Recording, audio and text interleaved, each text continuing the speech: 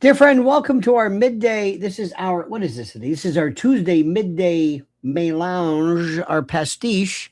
Welcome aboard. I've got so much today to describe and to discuss at length. Let me remind you, dear friends, to like the video. Liking is so critical. It puts us on the HOV lanes as we inch towards 400K, thanks to you. Today, waiting for one of the most important interviews of the week. Candace and Hunter. Unbelievable. And also, everything is changing drastically.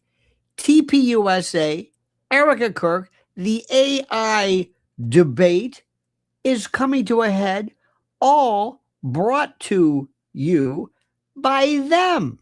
Unnecessarily, without any thinking, without any planning whatsoever. We've got so much to say. So my friends, buckle up and get ready for this excitement. But before we begin, first, this word from our sponsor. My friends, this is bigger than most people realize. While everyone watches missiles and fighter jets, the real battle is happening in the supply chain. Nearly every advanced U.S. weapon system depends on tungsten. Yet America has barely mined it domestically in years, while China dominates global supply. Washington is now racing to fix that. The Pentagon has committed millions toward restarting domestic tungsten production, and President Donald Trump's Project Vault initiative launched a $12 billion critical mineral strategy to secure American supply chains. That's where Vault Strategic Mining comes in. Trading as KNOX in Canada and KNXFF in the U.S., Vault is building a strategic tungsten portfolio anchored by historic Nevada projects tied to past U.S. defense production. With tungsten prices climbing and global tensions rising, this is no longer just mining, it is national security.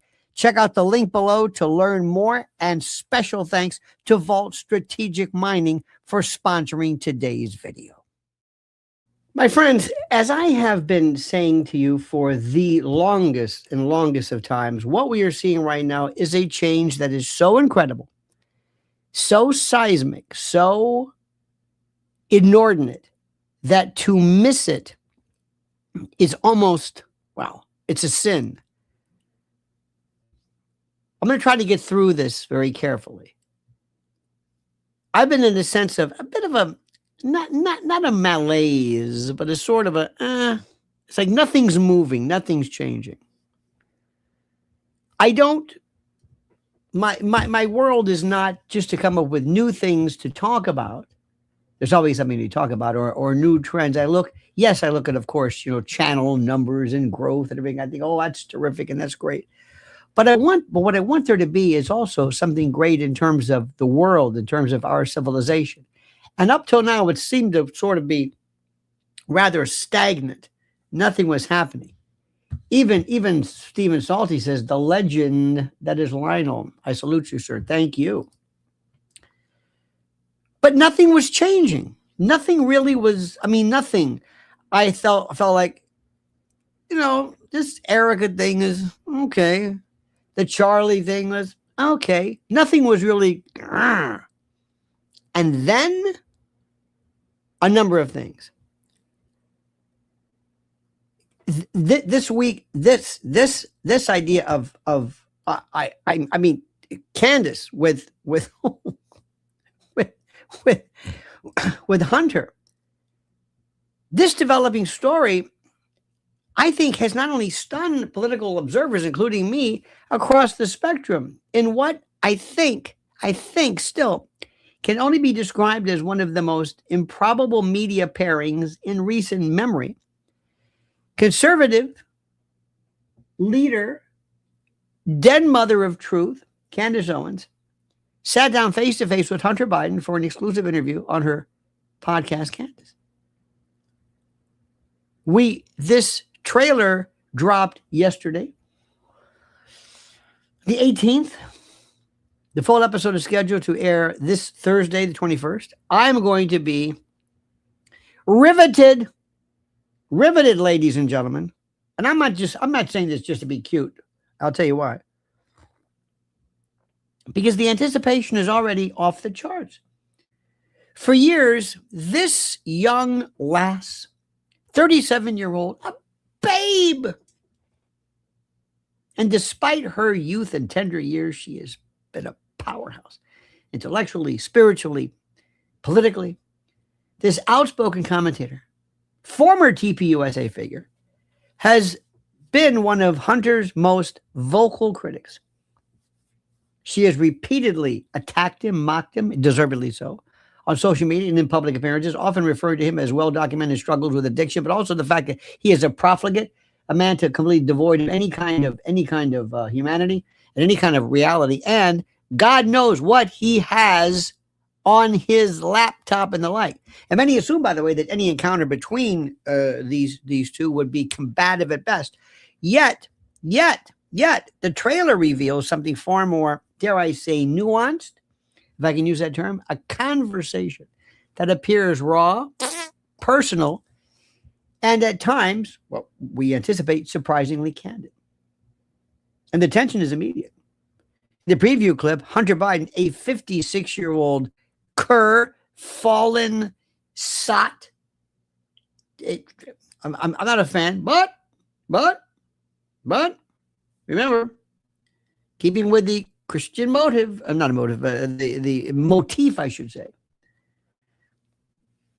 There are times when we sometimes look the other way. But Hunter looks straight at Candace and acknowledges the elephant in the room. I've heard you call me a crackhead many times, he says. Then without hesitation, he delivers a disarmingly blunt admission. I was a crackhead. Very good, very smart. That single line, disarming truth, alone has already sent shockwaves through the conservative and liberal circles. I love it. But it means something more than that. And it marks a rare, by the way, a moment of, vulnerability from the son of former President Joe Biden, who spent years in the public eye walking around as some senescent dotard, hobbled by decrepitude, this senescent coot, grasping at the tenuous filaments of neuronal relevance. And as he's grappled with addiction and personal scandals and intense political scrutiny, blah, blah, blah, blah, blah. But the interview doesn't stop at personal confession. Oh, nay. According to this trailer, the discussion quickly moves into deeper territory, if you will. Hunter, it is believed, suggests that maybe despite their obvious ideological differences, he and Owens may share more common ground than people realize. And that is the theme of today's show. Something has changed, Candace, he says. It's not left or right. He goes on to describe what he sees as the corrosive influence of Washington's elite class, claiming it ultimately harmed his father. Quote, the DC elite of the left, they crushed my dad. He was never a part of the Epstein class. And that remark is sure to raise eyebrows. Hunter, by the way, appears to draw a sharp distinction between his father's political career and the shadowy world of elite influence peddling, often associated with the likes of Epstein, and I guess ostensibly and by derivative reference, President Trump, though I think that's a bit much.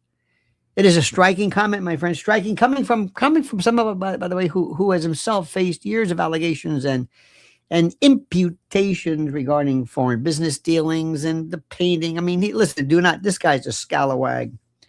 He is a rapscallion. Don't think for a moment he is not. But the trailer also indicates a pointed jab at the current administration's foreign policy, particularly in the Middle East. And Hunter says, quote, one thing his father, President Biden, didn't do, he didn't green light to turn Gaza into a Trump golf course with the maitre d' being Jared Kushner. God, son of a... Do you know what that did? That was like, what? Go on. This is either one of the most incredibly deft political moves ever, or he just happened to back into it. But the line blends, humor, of course, with political critique. But referencing Donald Trump and his son-in-law's business interests, it's the kind of remark that could ignite debate on both sides of the aisle. But viewers also get a window into Hunter's personal struggles with sobriety. By the way, does that interest you? It doesn't me. That is being done every day, all over the place, by brave men and women of all walks of life who don't have the money and the wherewithal, who do it. It's not there. I mean, it should be lauded, it should be acknowledged, but it's not at all rare. He opens up about a particularly dark period. He says, "My marriage was falling apart and it started a dark circle." He describes, by the way, how his late brother Bo's memory in a pivotal phone call forced him, he says, to confront his demons and make a choice. Well, whatever. Remember the hookers? Remember the hookers? Remember the Secret Service agents going to pay for the hookers? I'm not. I'm not.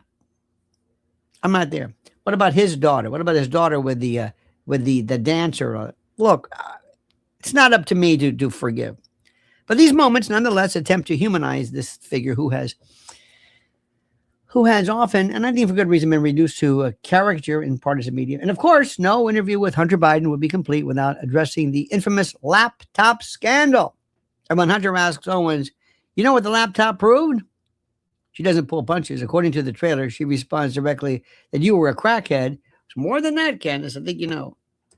The exchange is swift, it is brutal, unfiltered, and classic Candace Owens. And perhaps, maybe, from whatever you can glean from this, the unexpected moment in the interview, the preview rather, comes when Hunter appears to voice concern for Owens amid her own recent controversies. He references her outspoken investigation into the late Charlie Kirk and the leadership transition at TPUSA. Quote, "The criticism of you for asking the questions about someone who was like a brother to you, question mark? What the F are the critics talking about?" That endorsement from Hunter Biden, a man who represents the very establishment that Owens and others rail against, that we do, is raising eyebrows among conservatives and liberals alike. And the reason is it adds another layer of complexity. Remember, layers, concatenation, to an already surreal kind of a crossover moment. And Candace, by the way, has built her brand as one of the most polarizing and influential voices in American. And I don't really want to call her the right, but that's what they do. I think she's right as in correct versus right as to direction. A former associate of TPUSA, she's never shied away from controversy, whether on issues of race or politics or cultural decline. And Hunter Biden, meanwhile, remains this deeply divisive figure of the left who spontaneously defends, I guess, himself as a private citizen battling addiction, and criticize kind of as, you might want to say, emblematic of elite privilege and accountability issues. And by the way, this interview represents a rare breach in today's kind of heavily, I guess you'd call it siloed, media landscape. See, in an era where conservative and liberals rarely share platforms, let alone engage in extended personal conversations, Candace Owens and Hunter have done exactly that. And the result, I believe, and I know, is generating buzz, potentially one of the most talked about podcast episodes of 2026. And the social media reactions poured in almost instantly after the trailer's release. Supporters of Owens praise her for humanizing the conversation while still holding Biden accountable. Critics, of course, the usual suspects of the left, accuse Hunter of giving oxygen to a controversial conservative hate. Yeah. Some of the right, they're going to be doing this. Either way, however, because the rules are changing, and that's the most important thing. That is the most important thing, bar none. Our good friend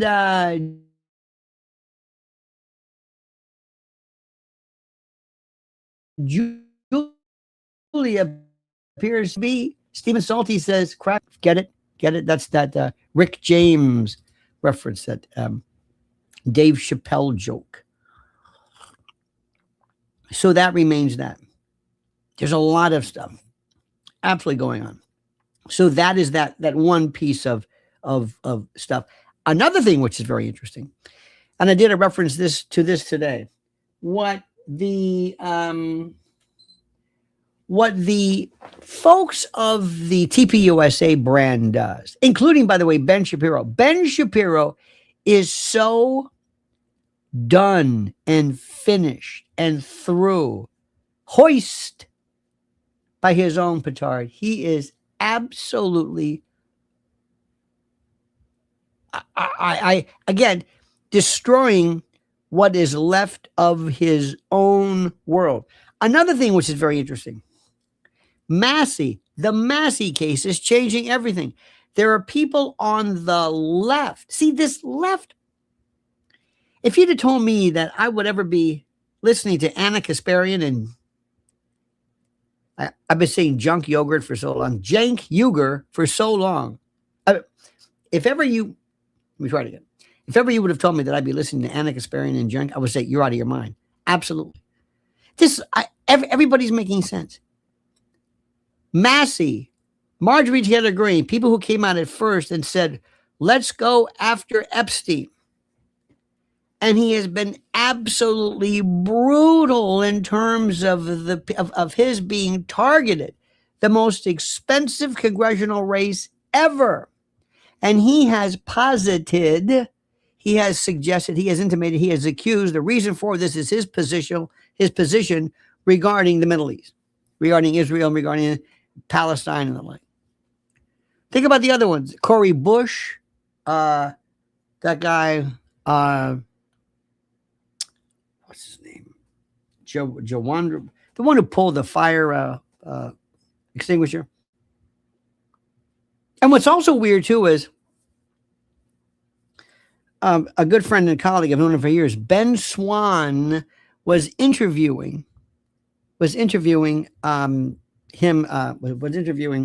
Massey. And Ben Swan was the first one ever on regular, conventional, terrestrial, plain old, regular TV to bring up Pizzagate. And he was right. He was right. What are you going to do now? What are you going to do now? All of these tropes, these memes, these everything. The left could say anything they wanted. They're still maintaining this fiction that January 6th was some kind of an insurrection versus a trespass. Was it against the law? The argument can be made, certainly. Insurrection? Seditious conspiracy? No way. No way. That's being rewritten. And then you have this one. TPUSA is so stupid. They tell you things that they don't have to, which causes you to ask questions. They tell you things repeatedly that causes you then to say, wait a minute. Did that happen? Is that fair? Is that right? They said, for reasons no one knows, that Charlie Kirk said in a kind of a corporate will kind of a sort of thing, kind of a, I don't know if it's not nuncupative, but it's oral, where he said, and I want my wife, Erica, to succeed me. The same wife where he said regarding women, he said, women should stay home and take care of their kids. Women should not be in the corporate world. So all of a sudden he abnegates and withdraws from his own ideology, which makes no sense whatsoever. None whatsoever. But in any event. So then they're saying, well, where did you hear this? Well, it was at the Aspen convention. First of all, why are you saying this? All they had to do, all TPUSA had to do was say, we had a board meeting, we all met, and we said, we select Erica. That's it.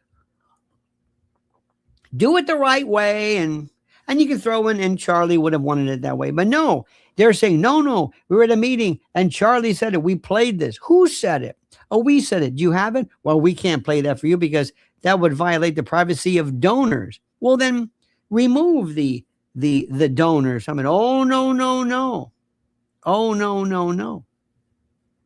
Oh, by the way, before I forget this, I almost forgot. The piece I said about Ben Swan, I tried to post this twice on YouTube, or not YouTube, on X. It wouldn't take it. It just disappeared into the ether. And Massey acknowledges him and says, you were the one. Massey is now loved by people. Nobody even knew who he was. And then Laura Ingram's weighing in because you're saying, well, if he's, I mean, it is so, the left-right argument is dead. Anyway, so back to this. I'm sorry, I didn't mean to, I forgot my point. So going back to this, everybody is saying, show us the video, show us the sound, listen to the audio. When did Charlie say this? Well, I don't know if and so it was suggested, this was probably AI. Let's see it. Oh, we're not going to show you this. Why not? Well, because I quit saying donor identity. We don't want to see the donors. Just listen to the voice. Just filter it out. X them out. Who cares? They realize, shit, we said too much. We said too much. And then in the weirdest of testimonials, or whatever you want to call it, you have people, including Mikey and this one and all these folks, including Eric, and say, we have so many videos and so many speeches, and we have so many discussions, and so much of this.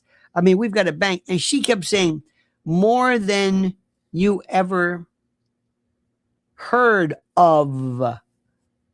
Not heard.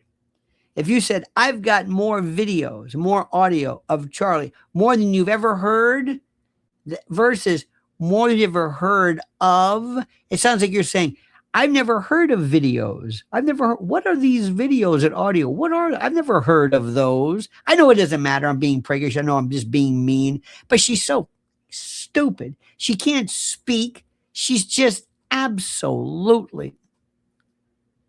Why they let her get near a microphone? They're still breaking down her creepy sniper shot. They're still doing it. So anyway, so to make a long story short, they created this story. They created what many purport to be a lie, the idea that Charlie says, and I want her to be my successor. Then when they said, well, let's see the video, we can't do this because of the donors and their privacy. Well, then get rid of the donor. Oh, no, we can't do it. And now they're stuck because one, the left hand doesn't know what the right hand is saying, and they just spew this stuff. And up till now, they've not had to worry about anything. And the reason why they didn't have to worry about anything was because Charlie was there, but he's not there anymore. And they are going down hard. I saw a great piece today from Cenk Uygur and Anna Kasparian on the collapse of Ben Shapiro. He's insulting everybody. The last thing in the world this guy should be doing is insulting anyone. Do you see what's happening? You've got people who used to be called left-wing, right-wing, Republican, Democrat. It doesn't matter anymore. It doesn't matter anymore. Everything changed for a lot of people on October the 7th. It changed everything. It went from the whole Middle East policy went 100%. I mean, it was so strong. Nobody knew whatever the facts were on October the 7th. It was so pro-Israel, you couldn't believe it. And then almost as fast came Gaza. Gaza was there, but it's like they shined or shone a light. Shined a light. I've never seen anything like that. That's changed. Then the whole notion of America first has been brought up. Now people on the left are agreeing with people on the right. Again, this left-right, these labels don't mean anything, who are basically arguing again over this sagacity of America first. Who knew? They didn't share this idea. That was exclusively some right-wing kind of thing. It is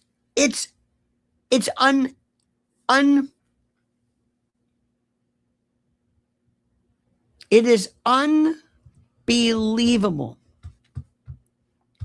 It is without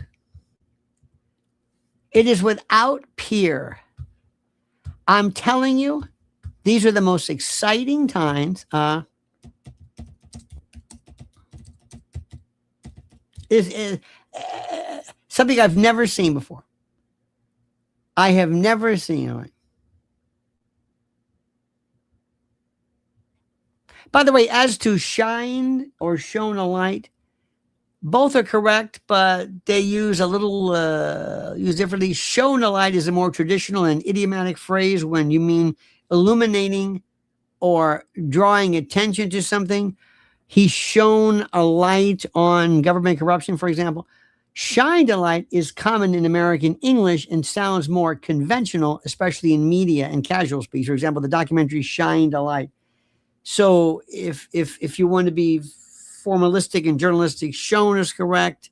It sounds stronger. But by the way, shined a light is also correct. Just want to let you know about that. I also heard something which is interesting, and I heard Anna Kasparian, again, for some reason, it's to home in on, not hone in. Hone is the honing like a knife or sharpening. Hone. To home in like a homing pigeon is to focus. Little things, not a big deal, not a big deal. Just one of those things that we say on a regular basis. We just sort of, what are you going to do? So I want everybody to understand. And this, by the way, is going to travel to our great friends in Europe. We're going to see this left, right, parties. What does this mean? What does this mean? You can go to the left and say, hey, do you want to have more money to spend domestically on your crazy programs to have drag dances in schools? Yeah. Well, then stop sending it out of the country. Okay. So now you have left and right agreeing, perhaps for different reasons. But I just want you to understand and grasp this. This is huge. And when Candace talks to Hunter, oh my God. Forget what we don't agree with. Forget it. You're not going to solve anything. Not only is he a drug addict, he's a dirtbag, he's a deadbeat. I understand that. But what do we agree with? What do we agree with? You've got a lot of explanation when the first thing that Massey did to piss people off was to go after Epstein. Same for Marjorie Taylor Greene. And that Don Bongina, that twit, that turd. This guy's walking around, this little titmouse, running around and screaming he's dead with his name on his shirt, his name behind him, his name. He is so grasping. He wants to be tough and he wants to be loved and he wants to be relevant. And what he didn't realize is when he pulled away, he tried to come back and realized, ooh, I'm losing gravitational pull. I'm going to go snap back into my big position on. Nobody wants to hear him because what he's doing is he sounds like all the other Republican lapdogs, the other sycophants and bootlickers and toadies and sycophants. That's what I do. It sounds like this. That's what he sounds like. He's done. He's finished. Kash Patel, even worse. And they're doing everything. And then you got Larry Loomer, who's going crazy now saying that Massey had sex with this one and that one. Is like, you're bringing her out. Somebody's dumping the info and the data on her to spread. You want Laura Loomer to spread the dirt? It's the best thing that ever happened. It's the best thing that ever happened to Massey. He's talking about serious stuff, about American commitment elsewhere, and about Epstein, and they're bringing up that, oh yeah, well he had sex with Laura Loomer or Boebert or whoever. This is the best you can do. They're gone. They're done. They're finished. They're through. It's over. They think we're stupid. No, they think you're stupid. You're able to handle, remember the words of F. Scott Fitzgerald, the sign of an advanced mind, the sign of an advanced intelligence is being able to handle two seemingly different ideas simultaneously without losing your mind, without losing your balance, without losing your focus. That's what this is about. That's what this is about. It's critical. It is unbelievably necessarily critical for you to understand this.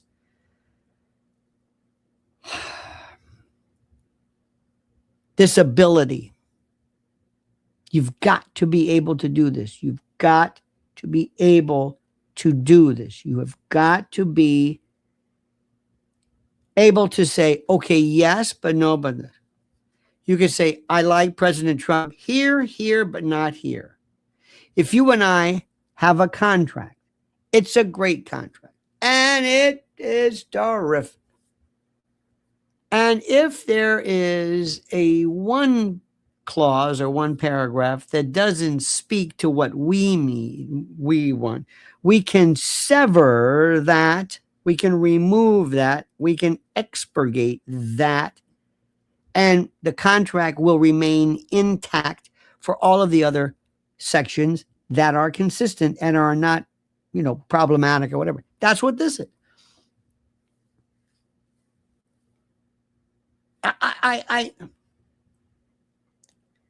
The president has been absolutely spot on in many respects regarding a lot of domestic matters. Foreign, nope. So what does that mean? Well, I'd say change this, but I like what he did before about other things. There's somebody who might be able to, Richard Blumenthal, who I would not agree with anything, but he has been absolutely stellar in working with Mrs. L and the families of children who have either perished via self-harm or what have you. He's been absolutely fantastic, holding big tech accountable. So what am I supposed to do? Ignore that? Amy Klobuchar, same thing. Lindsey Graham used to be good. Ted Cruz was good. So if you say something for me, I'm aces. I don't have to endorse you. I'm not marrying you. I don't love these people. Follow what I think is important. Rule my way. Rule our way. Rule what's beneficial for the American people in the world. And I'm fine. The rest of it, we'll argue. You're not going to find anybody you agree with 100%. Let me also tell you something, which is the most important. I want you to realize something. And I wish I could tell you this, but I can't. But Mrs. L will know exactly what I'm saying. We meet with more people than you could ever imagine from different walks of life, not only from entertainment, from news and this, but also from various organizations and very political groups. And I promise you, there are people that you will meet who are, for example, some of them are good. There's a lot more good than you would realize. Some of them are liars. They just lie to your face. But other people are just full of shit. And I don't know what's worse. A liar, at least I kind of know is a lie. At least maybe it takes some intelligence to deliberately distort the truth, maybe because they know the truth is not working in their favor. But there are other people who are they're there. Remember the expression, I'm just here for the beer. They're not a part of anything. There's a bunch of people who are the Mar-a-Lago group. All they want to do is they just want to go and take a picture with the president. That's it. That's all they want to do. They just want to take selfies with people. Oh, there's Judge Janine. That's it. And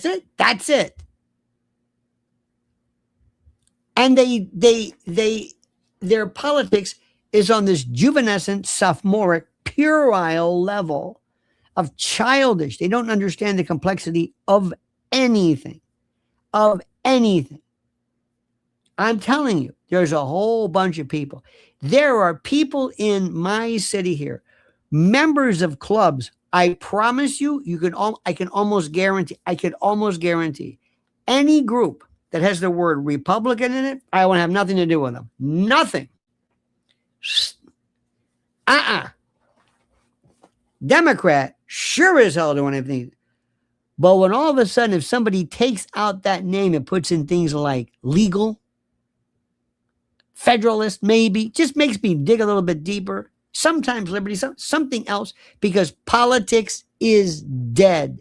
Let me finish this. Politics is dead. Dead. It's like if somebody said, hey, guess what? There's no more Negro leagues. It's dead. It's integrated. They got rid of that. There's no more distinction anymore. Politics is dead. We have to actually go for coalitions or caucuses or something else. I don't want a third party. I want a reform party. I want what they're doing in the UK. I want what Brexit does. So let me go back to what's going on. The people that are the most critical right now, this is it. Let me tell you something. If Candace Owens does one thing and one thing only, this is critical.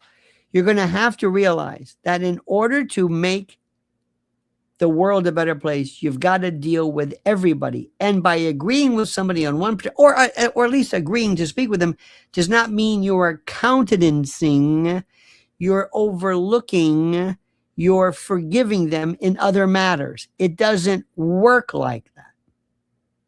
You got it? It doesn't work like that. The federal government always has confidential informants of people who are a member, that you just work with people. I'm telling you, we have give an example, Mrs. L. She works with people who are trying to not only dealing with children and predation and people who are themselves victims and trafficking. You deal with all kinds of folks. You deal with just everybody. And it has nothing to do when you're talking to somebody who was a victim of, let's say, predation or kidnapping or whatever it is. You don't ask them how they voted. What do you think about the big, beautiful bill? What? No, nothing. And another one, too. I got to tell you this much. There's a bunch of elitism. I hate that. There's a lot of people, both on the left and right. Oh, they're big for going to groups and they like dinners and they like meetings and caucuses, but they gotta make sure you're cool. I cannot tell you how many times I have been, and by virtue of the fact that I'm just bodyguard, chauffeur, and administrative assistant, but with my wife, we have been places, and I'm not bragging. I'm not gonna tell you what, in projects outside in the cold, dealing with people who I guarantee you would never be invited to any of these groups and organizations and Republicans and Democrats and the liberals and the conservative. No way. They're the bunch of the most stuck up, snooty people you've ever met in your life. And what a lot of them do, and this is me talking, not my wife. This is me. Understand, don't confuse us. But there are years ago when some women would want to go out and they say, I want to join the African Violet Society. I want to be part of the Central Park Conservancy. I want to be a lady who lunch. And I want to do something for charity. And I'm going to be I'm on the committee for the Red Cross Ball. Yeah, that's good. But they're a bunch of snooty folks who think they're Upper East Side or the Hamptons and all this stuff. And I don't have time for any of these people. None. Because they're in it for other reasons. Ultimately, it's for themselves. There's a group of people out there, these so-called conservatives, who are in there because they think it's some kind of an extension of their own virility. Don't ask me to explain this one, but I swear to God, I've seen it. It's something really weird. They think it's tough. Do you understand the essence of what we're talking about? No. Do you know what conservatism is? Can you take me historically through it? Pre-Barry Goldwater. Do you understand? Nothing. They don't know what they're talking about. And I'm saying, do you understand what Candace Owens has done? Put your money there. Do you remember? You're going to think I'm crazy when I say this, but I'm going to say it. Do you remember the introduction of the salad bar? Do you remember that? I do. Remember when you were a kid? Maybe in the 60s, remember when going out for dinner? Salad was this thing they'd give you, like, what is this? It's lettuce. What the hell is this? And then somebody said, wait a minute. Salad bars. Oh my God. And all of a sudden people went into, oh, this is great. But this is iceberg. But you want something else? How about arugula? Arugula, yeah. You like arugula? They couldn't sell arugula. It was kind of bitter and okay. How about chervil? Chervil is more of a spice, or an herb spice. Spice is a seed, I think, and herb is a like. Anyway, remember cilantro. You got to say it the right way. Cilantro. People say, it tastes like soap, whatever it was. They couldn't give this stuff away. Now it's huge. What I'm saying is all of a sudden, things change. And when it changes, you catch on. And you better, if you have a restaurant, you better accommodate these people. We just got a salad bar. I'm good at this. I'm saying, do you know what's happening here? Do you notice this? Do you notice this? Do you remember when running came? Jim Fixx, The Art of Running. There was a book with his leg on the front of this. How to run. It was a book on how to run.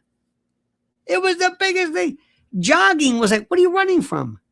The only ones who jogs were people like, well, in the Olympics and track and field, but also, remember, boxers called it road work. They ran like in, wingtips, and it was the weirdest thing.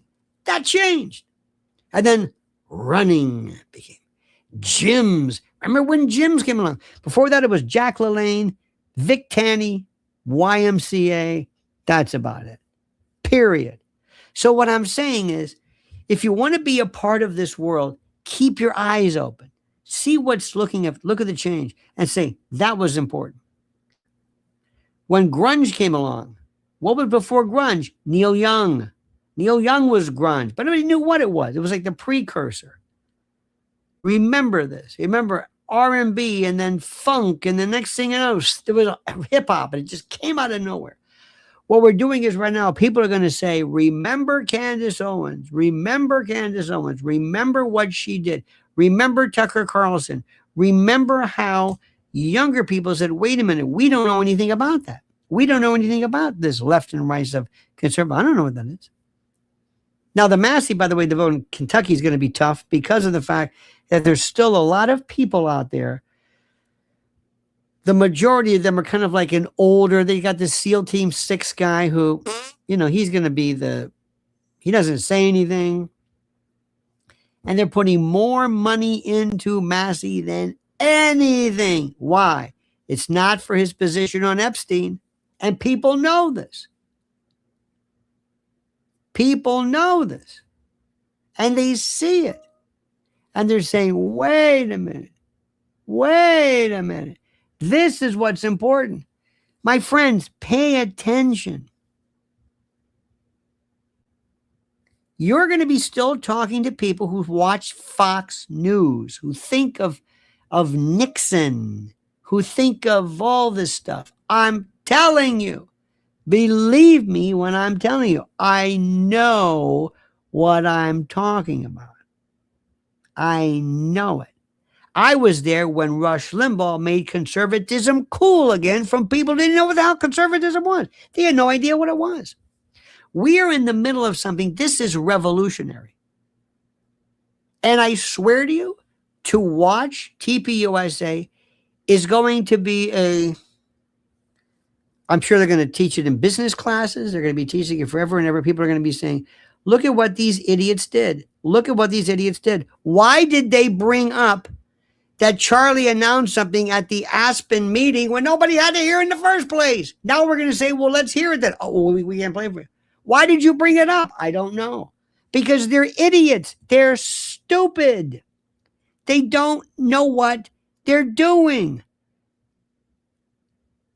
I would tell these people, all you do, if you go on any kind of radio show, especially or what probably called the Charlie Kirk Show, which is heresy and blasphemy, I don't want you to say anything about yourself other than the fact that praise God, praise Jesus, we're going to meet, and we have to teach people the benefits of limited government. Read what TPUSA is about. It's not about Jesus. It's about a Mises, kind of a Mont Pelerin type of a world. Hayek. You know what I'm saying? Who is that great guy? He's wonderful. He's this Lou Rockwell. Did you ever see Llewellyn Rockwell? Lou Rockwell. He's terrific and almost like Zero Hedge. That's what this is about. So do you understand this? So listen to me. Listen to me. This is you, especially you. First of all, Erica, you're not going to talk at all. You're going to wave. We're just going to wave. We're going to AI your ass before we do this because you're a disaster. You can't even put on a hat without people saying, what the hell is this hat for? Everything you say has these symbolic messages that we don't want. What is the matter with you? And these little boy twits, I don't know who these guys are. Shut up. What are you talking about? Whoa, we got a lot of banks. Oh, and you know what? We were gonna meet with all these AI companies. Are you gonna do AI? Oh no. Well, why'd you bring it up? Because you're idiots. You're idiots. They bring it up. Nobody even thinks about this. Nobody thinks of this until they bring it up. And then when you ask them and they say, well, what are you getting at? Oh, no, you're a... But you know what? They're done. They're finished. Ben Shapiro. How about that Walsh dude? He's done. The whole thing is done. I'm sorry, Prager and Salem. Salem's always been, whatever. I mean, kind of, they've always been kind of, it doesn't really matter. I mean, it's a free country, but it kind of, like strident. You know what I mean? Strident. There's got to be this. You know what the hardest thing of everything is? Do you know what the hardest thing? Listen to what I'm saying. Listen to what I'm saying. You know what the hardest thing in the world is? To have a sense of humor. Ben Shapiro doesn't have any humor. Mocking derision, Ben, is not humor. Nobody laughs. Nobody enjoys themselves with you. You can watch Candace and sometimes she'll laugh about something. She'll laugh. She gives you the idea that it's not life and death. We're laughing about this. I made a mistake. Ah, ha, ha. Whatever it is, she laughs. She enjoys herself. She's not, ah. These people can't do it. Ben's never laughed. There's nothing funny enough, nothing humorous, nothing quizzical, querical, weird, nothing absurd, nothing to laugh at. Nothing. There's this, you ever heard like these Hugh Hewitt types? Oh, dear God. Have you ever heard Laura Ingraham laugh? Did you ever watch Hannity laugh? Something truly funny, not corny. When somebody thinks that Stephen A. Smith is a wunderkind of some kind, because it's attitudinal, that lasts for a while. Let me explain something to you. If you want to get somebody with attitude, that lasts for a while. You know who one of the funniest people, bar none, naturally funny is? Tim Dillon. He's got attitude, but he's funny. He's funny. Attitude alone, Kathy Griffin, attitude. I don't want to go down the list of people who are losing, but there are some of the people that I know and some friends of ours who are like, something happened to you. You're losing it. You're getting like angry or something. I don't know what the hell is, but they're getting like angry. It's like, you're not going to last very long at this. See, this is to me some of the most absurd stuff in my life. In my life. I asked somebody the other day, I said, what's the difference between supporting Israel and supporting Ukraine? And I knew somebody who was against Ukraine, but they couldn't answer the question. And I'm laughing hysterically. I said, are you listening to yourself? You can't even explain it. It doesn't make it right or wrong. See, when I say something, people always want to pin me down. Always. See, I can argue everything. I can argue your point of view. Perfect example, the death penalty. I am complete. You will never know what I feel about the death penalty. Because everything you're saying, it's not right or wrong to be for it or against it. Let me say that again. There are some things where I know people who say abortion, it is against humanity to kill an unborn child. And I want to ban abortion. I can understand that. I can also understand somebody who says they're pro-choice. By the way, honey, you know what I saw the other day? Sisters of Life. Were you with me? They were pushing babies in strollers with mothers. The most incredible group in the world. The people who put their money where their mouth is. But I can argue with both of them. It's like, can you not see the position of this? Can you not see somebody who believes that a human life is a life upon conception and that you cannot kill it under any circumstance? Period. Can you not understand that? Can you not understand why they say that? Yes. Okay. Can you understand why somebody who says there may be a situation that's different? Maybe it's reproductive rights. Maybe it's say the life of a parent. Maybe it's a forced type of pregnancy. Whatever. You mean to tell me you can't understand that? You can't see that? Not that you agree with it. I'm asking, can you be empathic, be an empath? Can you not understand that? Can you? If you can't, you're in the wrong business. You got to be able. Of course you can. I understand what you're saying. What I agree with and what I think is a different story. And sometimes they're kind of like in the middle. Sometimes it's a situational thing.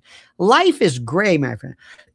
There are very few black and whites. Make America gray again.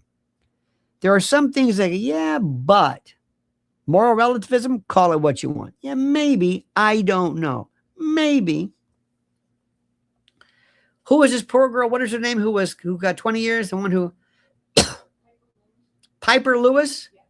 Look up Piper Lewis. This poor girl was trafficked from the day she was all her entire life. And one day she had enough and she went on and she took care of and dispatched her trafficker. And she was apparently being considered for some kind of probation. She went berserk. She was put in some kind of a foster thing. She felt like she was trafficked again. Anyway, she was on the lam and now she's getting 20 years. I'd let her go. Does that make any sense? Nope. Does that violate the law? Maybe. Sometimes things are different. Sometimes there's that, yeah, but. Irish Rebel says, I love Candace, but I've seen everything that's on the laptop from hell. It's disgusting what's on it. Hunter recorded everything he was doing. It's appalling. Absolutely. So the first thing she should do is say, okay, address that. But by her talking does not mean, thank you by that, does not mean she endorses it at all. Want to talk about Hillary Clinton? How about the Anthony Weiner laptop? Want to talk about that one? Is that true? Some people keep swearing it's true. I've got this thing in my throat. Remember, and I'm glad you brought that up, she is not endorsing what he's doing. She is not endorsing, by the way, the fact that he won't acknowledge that child of his that he had sired with that dancer. And there may be some pictures involving other people on that laptop and relatives and all that. And I'm not too crazy about allegations of Joe showering with his daughter. So I guess we're not going to talk to anybody. Is that it? Is that it? We're just going to find what? What? I mean, what are we supposed to do? Remember what the issue is. Bring it up. Talk to him. But if he's got something to say as far as the left, if he's going to say, okay, look, I'm a freak, I'm a predator, but let's talk about the Epstein thing. That was a disaster. Don't you want to hear from him? I do. Don't you? I do. I do. Absolutely. Absolutely. I learn from everybody. I'm not going to put people through a litmus test. I'm not going to say, well, I'm not going to talk to you. I'll tell you one, I'll tell you one guy who I think is a real weirdo that nobody seems to understand or talk about is Bobby Kennedy, but they love his ass because I don't know why. I'm not too crazy about him, but I'll listen to him. If he has something to say, I'll listen to him. Absolutely. And I also don't mind if somebody used to think something before. If Candace used to think something or agree, I'm not finding fault. I'm listening to her now and say, go ahead. It's like going to a doctor. Do you care what their personal life is? No, as long as he's not killing patients.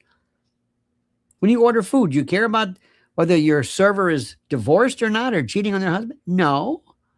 As long as it doesn't affect my food, what do I care? They're all dirtbags. They're all degenerates. Everybody's a degenerate. I'm so tired of people saying, well, don't you know about Trump? It's like, what do you want me to do? What do you want me to do? Tell me somebody who. Who? Bill Clinton? Jimmy Carter, by the way. Jimmy Carter turned out to be one of these, one of these great, he's one of the worst presidents ever. He was one of the best ex-presidents. How about Reagan? Do you know what Reagan did? Do you know what Nancy was when she was one of these Hollywood starlets? Oh, my God. Let me tell you something. Those people in the 50s may look like they're a bunch of, I don't know what the word is. What's the word? They may look kind of like, June Cleaver, but they're not. So what am I supposed to do? Listen to them. I'll talk to anyone. Let me listen to him. Tucker spoke to Ted Cruz and decimated him. Tucker talked to Mike Huckabee and decimated him. How are you supposed to find anything out if you don't talk to anybody? I don't understand this. I have no problem with it. I'm not endorsing these people. I think he's a dirtbag, an absolute dirtbag. And the Republican and the Democratic Party, by the way, and the reason why, don't you think for a moment they were probably blackmailing Biden through that son of theirs, which allowed them for him to get away with murder. Irish Rebel says, by all means, talk away to him, but it's disgusting. I will listen also. Oh yeah, terribly disgusting, horribly disgusting. Oh my God. Where's Les Wexner? Where's Lex? How did this guy get off the hook? What's going on with him? It's not even funny. It's not even funny.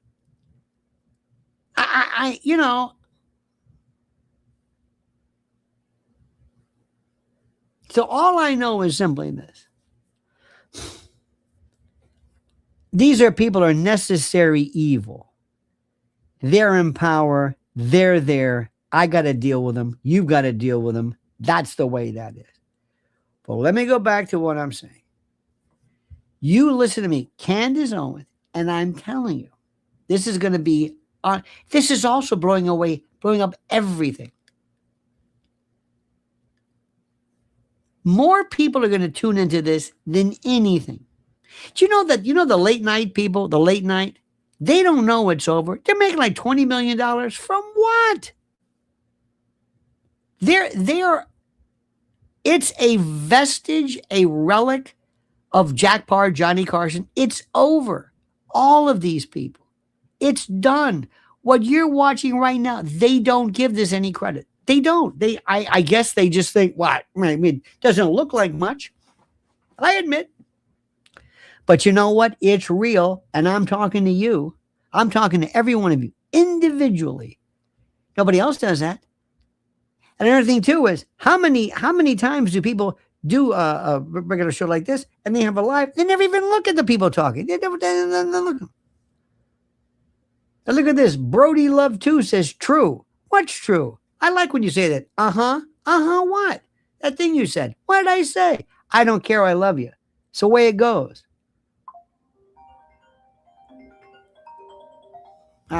Shut up. All right. I love these things that go off. It's fantastic. So my friends, remember what I'm saying. You are watching what amounts to a revolution. This is like nothing anybody has ever seen. Politics is so fascinating now. The Democrats, put it this way, it's exciting on the Republican side because the Republicans are kind of turning against each other, I guess. It started with that stupid Epstein thing. Epstein was a ruination of the Republican Party. And the next thing was Middle East and foreign policy. That did it. Changed everything. Everything. And now people are going back and looking. It wasn't so much Russia and Ukraine. That was sort of it. But now it is kind of by retrospect. It's a different world. I guarantee you, I guarantee you, if I ran for anything, I don't care if I'm running for dog catcher, librarian, or amanuensis for the public school system. I don't care. I'm going to say America first, America only, America first. Every time your car hits a pothole, every time you see some school that looks like crap, every time you see some park that needs renovation, every time you see garbage that's not picked up, anytime you look around and you say, we need more policemen, more firemen, more. Remember, you'd have that money if you didn't keep sending it elsewhere. And everybody will understand it. We didn't talk like that years ago. We kind of did, but not really. Oh, things have changed. Oh. And the best part is you're going to see people running saying where they didn't get money from and they didn't get endorsements from. This is going to be the biggest thing. The first question, are you getting money from the philatelists? No. Good. 100% no money from the philatelists, from the crepidarians, from the Bolsheviks, from whoever it is. You're going to see reverse. Watch this. Endorsements are going to be the kiss of death. First time in a long time. Watch what happens. Oh, this is huge. Watch this Massey result tonight. Whether you like him or not, it's what it means. And what this is really about is also a statement about the Republican Party that's gotten fat and lazy and nobody was paying attention. Just like TPUSA. They weren't paying attention. They just weren't paying attention. They figured, everybody loves us. Come on, Erica, they love you. Put your hat on. Come on, say something. No, you weren't paying attention. You took us for granted. And that we will not abide. That we will not abide. Now, my friends, I want to thank you. Please follow Mrs. L at Lynn's Warriors. She's doing incredible work. She's talking to, she's got some great interviews. She knows more people. You have no idea. Half of the stuff she can't even tell you. Right, honey? We laugh. We laugh. Oh, my God, do we laugh. Because if you don't laugh, you cry. And I'm too busy to cry. So when do we follow her at Lynn's Warriors on YouTube? Please like this video. It really means a lot. Thank you for spending time. I hope you're digging this noon time. I like this noon time. Getting so many friends from all over the place, from Europe and from fantastic. To spread the word. And it gives me the chance to help me get it off my chest and articulate kind of like the way I want things to be. I want to just destroy everything and build it up again. And the first thing I'm going to do is get rid of the parties. Parties they're otiose, useless, non-utilitarian. They are concretized, ossified. They're rock hard, calcified. They're vestiges. They're anachronistic. These parties don't mean anything. I don't know what they mean. And even the words conservative, it doesn't mean anything. You understand that? Good. All right, my friends, thank you. Remember, trolls and bots are great because that means you're over the target. It's flak. You only take flak when you're a bomber pilot and you're flying and nobody's shooting you, you're over the wrong place. But when you're over the target, that's when they come after you. Remember that. Treat everybody with courtesy, kindness, and destroy them intellectually, verbally, viscerally, but with a smile. All right, dear friends, have a great and a glorious day. God bless you. Thank you so much for being with us. And until, by the way, see you tonight at, 7-ish, 8-ish. Just make sure you hit that little bell so you're notified of live streams and new videos. And until then, and thank you, Sarah Bryan. I appreciate it. Until then, my friends, remember, the monkey's dead. The show's over. Sue ya. Da-da.